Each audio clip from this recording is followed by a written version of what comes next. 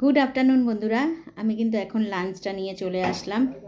নিয়েছি দেখো দেখো দেখো আজকে কি কি নিয়েছি, দাঁড়াও দেখানো যাচ্ছে না এই জায়গাটা।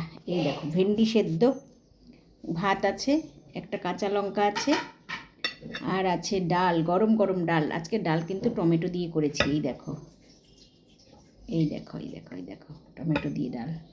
খেয়ে নিই একটু ডালটা।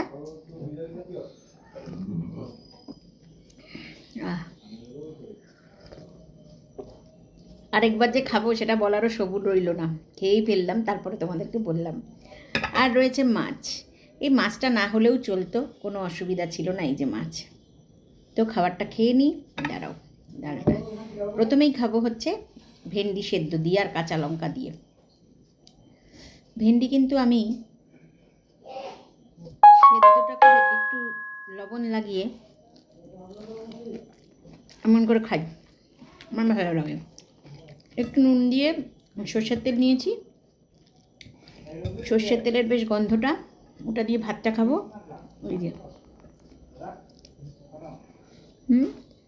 আর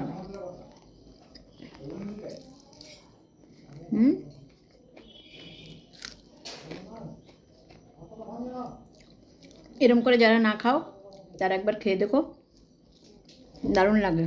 আর যারা খাও, আমি ঠিক বলছি তো, দারুণ লাগে না খেতে? দারুণ লাগে।